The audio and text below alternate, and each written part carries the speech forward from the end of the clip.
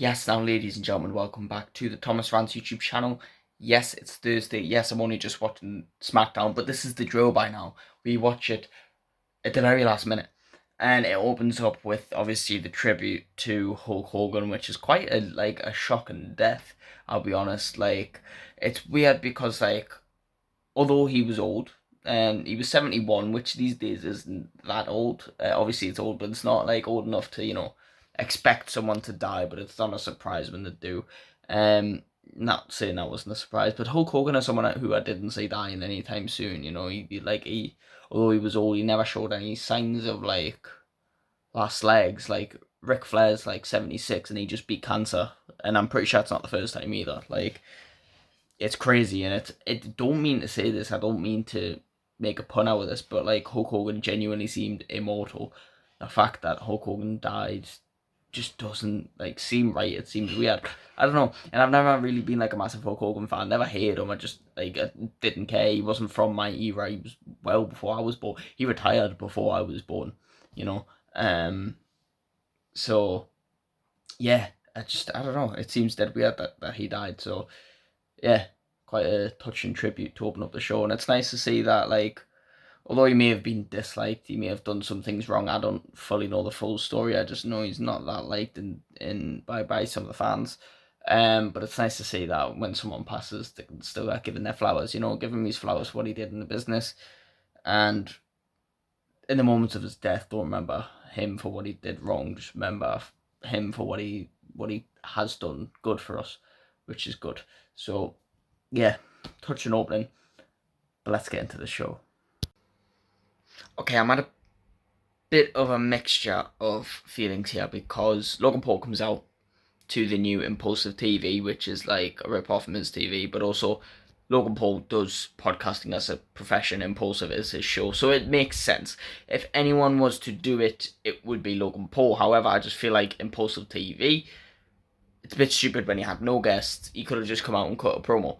And I feel like that is the Miz's gimmick, the Miz's gig, should I say. And given that the Miz is in no major storylines, has done nothing for the last few years, bar being a few little storylines, I feel like we should let the Miz still have that, and we should let the Miz still come out and interview people and, get involved with feuds or set feuds up, just if he's not doing his thing in the ring, let him keep Miz TV. I don't think we need to give the TV thing to Logan Paul.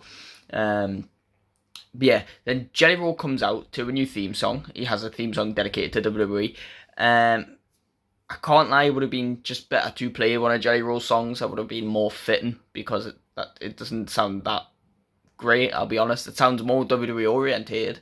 It sounds more like a theme song, I'll be honest. But at the same time, it's not even sang by Jelly Roll, and I feel like that's a bit stupid when Jelly Roll is literally a singer and a rapper. Jelly Roll can rap as well, so Jelly Roll should have sang his own theme song. Maybe it is him and it just doesn't sound like him, but honestly, I don't see the sense in that. Then obviously Drew McIntyre was there, which means Randy Orton walks out, and then they break out into a fight. And I'll be honest, at first, Jelly Roll, those punches, how slow he was moving. Now, I know Jelly Roll was an overweight man. I know he's now lost weight, but he's still got some of that probably loose skin if he's not had a surgery, right? And he is obviously brand new to the game, so I don't expect him to be moving great. But if you've got a match at SummerSlam, I need some sort of better. I'm hoping he pulls out some good moves at SummerSlam. Maybe he was holding back because it was just a brawling segment. But this brawl kind of went on for quite a while, actually. And Jelly Roll's already established his finisher as well as the theme song. He's got the Black Hole Slam, which is the same as the Big Boss Slam. The big swing and thing, whatever. Yeah, so not bad finishing move. I think it's suitable for Jelly Roll. It would definitely be suitable if he was still 300, 400 pounds, but he's not anymore, and he's kind of shortest in there, so it kind of makes less sense now, regardless. But that's all the negatives put aside. The positives, Jelly Roll can cut a promo. He's got a pretty decent promo. Some of the lines he was hitting, I can see the vision. They didn't exactly hit, but Jelly Roll can cut a promo, and with a bit of work, those promos will hit. I think just the delivery was slightly off.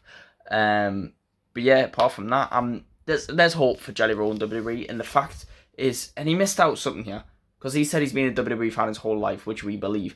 What he should have called Logan Paul out on is him not being a WWE fan his whole life. And, that's contradictory given that Logan's calling Jelly Roll the outsider when really Logan's more of an insider than outsider. Logan is more of an outsider than Jelly Roll, which is weird because Logan's been wrestling for 3 years, but Jelly Roll's actually a lifelong fan, and I feel like his heart's probably in it more, while Logan has more of the ability. Jelly can get there, and I feel like if one of them was to be a full-time wrestler, I'd pick Jelly Roll.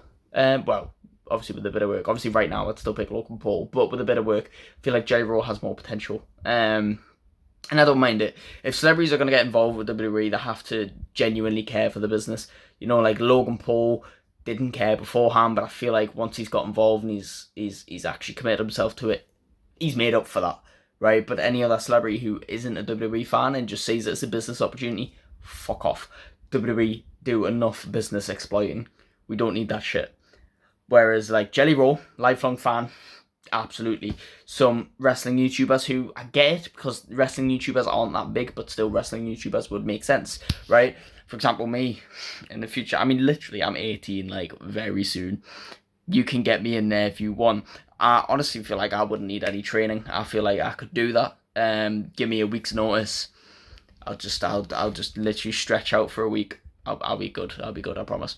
And I'm strong. I mean, my build's been slept on the last few years. I mean, I've not been building a lot of muscle. I've just kind of maintained my muscle mass. But I've still got strength. I could lift Drew McIntyre. I could hit an attitude adjustment on every wrestler on the roster. Mark my words. Anyway, jokes aside, not too bad. I'm just praying the match delivers. I still think this match at SummerSlam should be a one-on-one between Jelly Roll and Logan Paul, the two outsiders. You know, it would make sense. Do you know what I mean? I don't feel like Randy and Drew add to this, or not even that. I just feel like it's not necessary. Because obviously they add their veterans, their legends. I feel like Randy and Drew could have their own separate one-on-one match in a quick little feud. Do you know? Or Drew could have ended it with Damien with a proper ending. You know, we could have given Randy a different matchup. I don't know, but yeah, not bad. Not a bad segment though. But Jelly Roll needs to quickly work on that stuff. So a quick video package from Andrade and Rey Fénix. They obviously being the newest members of the tag team division. They want to provide some background and show that, you know, we're not just randomly slapped together. We know who each other are, and each of the moves we make are intentional. And Rey Fénix and Andrade, you know, we've been defending Lucha Libre. We are money. And basically just saying we're a legit tag team, right? We may have not always been a tag team, we may not look like a tag team, but just because we were two singles competitors that aren't doing nothing, being chucked in the tag division, we're still here to own it. And to be honest, the fact that Rey Fénix and Andrade are in the tag team division is really sad for the other tag teams, because they might now be the greatest tag team on that division. Not to take anything away from DIY, an incredible tag team with incredible chemistry. Same with Motor City Machine Guns, Street Profits, Fraxium, all these incredible in ring, but like Rey Fénix and Andrade, both astonishingly incredible in the ring. Putting them together and them having chemistry, it's raps. It's raps for any team, really, let's be honest. So there we had a quick match between Alexa Bliss and Roxanne Perez. Obviously the two teams facing off at SummerSlam. Charlotte Flair was in the corner of Alexa Bliss and have made this reference to Charlotte and Alexa being each other's cheerleader these last few weeks, and Charlotte was out there with the pom-poms. Pom-poms? Why did I say that so weird? Obviously, there's no, you know, there's shenanigans going on. Basically, the whole time Raquel and Charlotte were getting involved, fighting and whatever. And it resulted in Alexa getting busted open somehow and getting rolled up by Roxanne Perez, and Roxanne Perez doing the win. The crowd went absolutely numb. They just mild so quickly. This is a quick episode of Smackdown. I mean, I'm 31 minutes in and there's 50 minutes left. I mean, that is like just over an hour. I mean, obviously it's the cut down version where they cut out all the ads and all the, you know, promos and whatever, but still, that's still short. I feel like they've got something to rush for. I don't know what it is. I don't know if Smackdown's just shorter, but that match, for the first match of the show, was incredibly short. Hulk Hogan's tribute was longer than that, which is, there's no problem with that. That's fine. Hulk Hogan deserves a good tribute, but I'm just saying. So Jade Cargill does a quick backstage interview just promoting her title match at SummerSlam, and I couldn't help but notice in the background The Miz, funnily enough I was just talking about him, not being in any storylines, he was conversating with the Bloodline, or Solo Sikoa's crew, should I say, since they're not labelled as the Bloodline anymore. I don't know if that could lead anywhere, because we've seen plenty of times in the past random superstars talking to random superstars in the background. Obviously, they wouldn't do that on TV if it didn't mean something. But a lot of the times it normally doesn't mean something. The times it has mean something, Grayson Waller and the New Day, Roxanne Perez and the Judgment Day, you know? So maybe this means something. Don't know what it could mean though, because Miz and Solo Sikoa's bloodline, it doesn't really make sense. So I'm curious. But then, after Jade Cargill's little interview, Chelsea Green popped up on screen, got a louder pop from Jade Cargill. She basically trash talked her, saying she doesn't deserve that spot. Chelsea deserves it, and Jade's just stupid and slow, and Jade was behind her the whole time. It was quite a funny moment. Go to the ring, have a quick 2-minute match, where Jade Cargill basically squashes Chelsea Green, and then Secret Service tries to attack Jade Cargill. Tiffany Stratton comes out and make the save, because you know, although they're facing at SummerSlam, face versus face works because it's competitive and it's a different and interesting angle. So, you know, I've been saying this in previous videos. What I can see happening next week is the final Smackdown before SummerSlam. I can see Tiffany Stratton and Jade Cargill versus the Secret Service right before SummerSlam. Obvious promotion. And there's a big breakthrough. Obviously, Alexa Bliss ate into a bloody face backstage, and Charlotte said, "Why wouldn't I be concerned for you? We are partners, right?" And Alexa's like, "Well, why?" You know, he said friends, and she goes, no, partners. She goes, "Maybe if we're successful at SummerSlam, I'll consider it." So maybe they're planting maybe a deeper partnership, which obviously I think they're going to go, because I feel like they're going to win the titles. But who knows? And now Cody Rhodes comes out to deliver a promo, and he said at WrestleMania, Cody Rhodes does not want to face the current version of John Cena. You know, he wants to face the best version of John Cena, the John Cena that comes out and tells Stewart they're going to have a good night, the John Cena that runs to the ring, the John Cena that fights with hustle, loyalty and respect, the John Cena that wears the title properly. I mean, that's one massive thing. I don't mind wearing it backwards, that makes sense, but the just holding it like unstrapped and folded up and you can only see the front plate and one of the side plates, so stupid. I agree, wear the titles properly. Everyone, that goes for everyone on the roster. There's few people in the WWE who hold the titles properly, right? Becky Lynch is one of them. Cody Rhodes is another. Solo Sikoa right now is the other one. And maybe even Finn Balor as well. And some of the champions. Not all the champions wear the belts properly is what I'm saying, right? But yes. So he wants him and Cena to beat the respect into each other or out of each other. And I agree. I'd love to see like babyface Cena go at it one more time, but maybe SummerSlam is where babyface Cena gets dragged out, and I'm hoping that that's the case. Now, what have I been saying about The Miz all night? It started off with Logan Paul's segment. I said The Miz ain't doing really anything right now in WWE. WWE need to use The Miz more. And then I said The Miz was talking to Solo and that in the background. And now he's interrupted Jacob backstage. And he said, 6 weeks ago you took me out.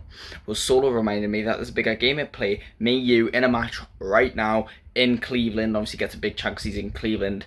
And then smacks Jacob Fatu. And the crowd love both of them because obviously it's Jacob Fatu and then there's The Miz. I'm hoping WWE aren't just doing this because they're in Cleveland. I'm hoping they're actually doing it because The Miz, when he said his catchphrase, didn't say awesome. He said he's back, and I hope he's back for good. The Miz is so underrated. We underappreciated The Miz back in 2017, 2018 when he was in that Intercontinental title reign. That was the peak of his career. I mean, I definitely underappreciated him then, but man, what a legend. He needs to be used a lot more because he can be used with absolutely everyone as well. So this match is about to slap.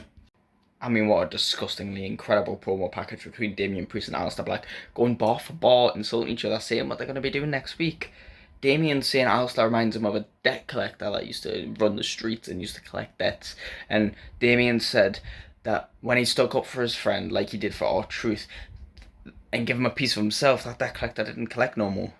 Saying, you think you're all about it, you think you're going to walk in and get payback on people and take some extra for yourself.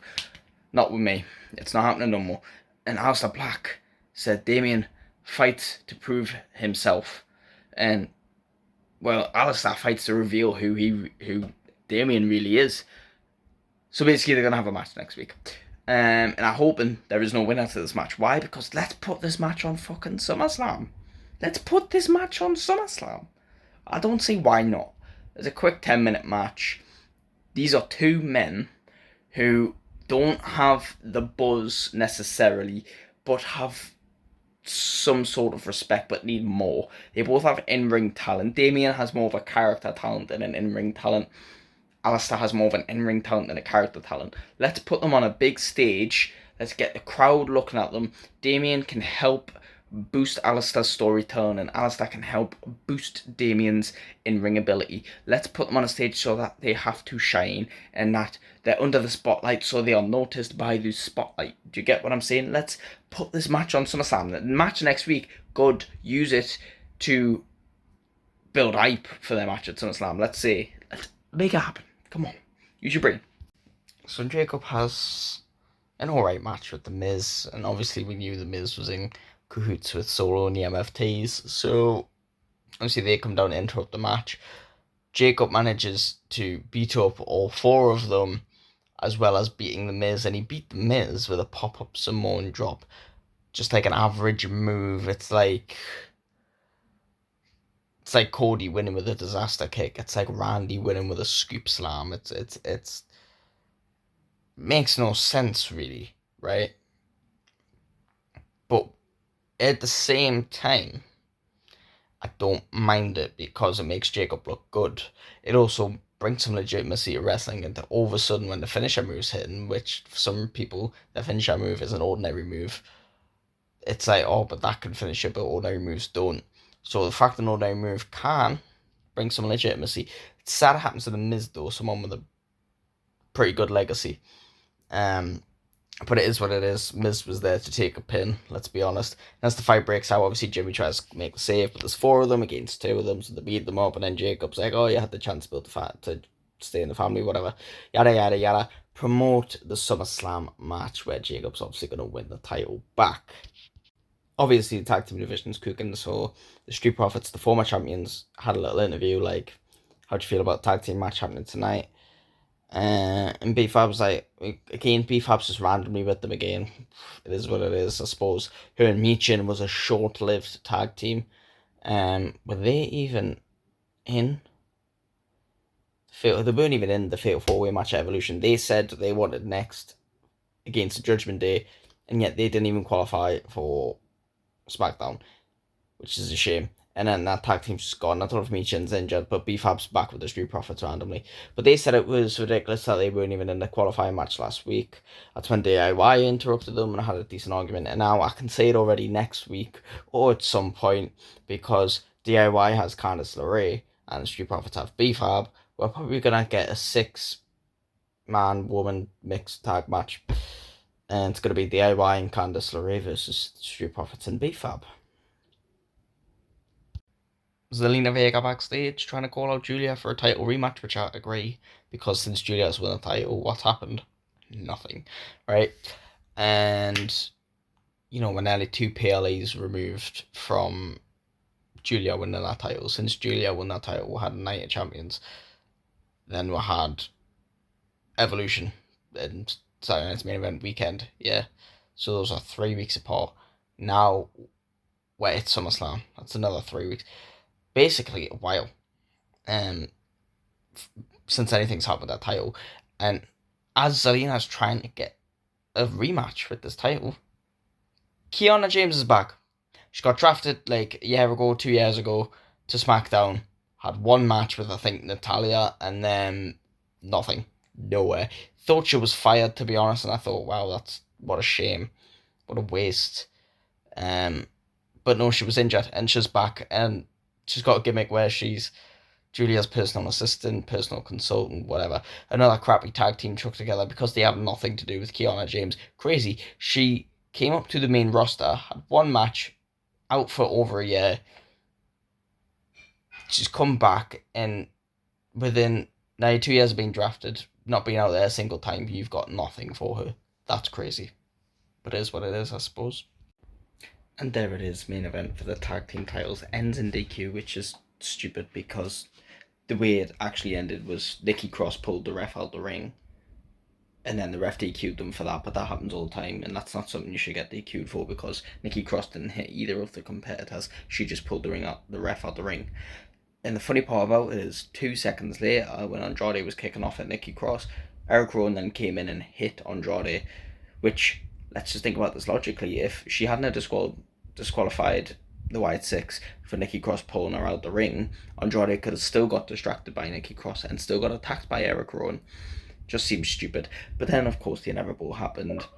Fraxium, DIY, Motor City Machine Guns, Street Profits, they all came out, had a big massive brawl. NICHOLLZ said he's finally sick of it, and it's SummerSlam, 6 teams, we get a massive TLC match, which is what we wanted at WrestleMania. It's what they gave us after WrestleMania, but not with all the teams. It's a shame that Pretty Deadly and Los Garza, they both have to miss out on this, despite them being in this feud from the start. But it is what it is. Regardless, that match is gonna absolutely slap, especially with the added Wyatt Six, Fraxium, and Rey Fenix and Andrade. Absolutely incredible. Can't wait.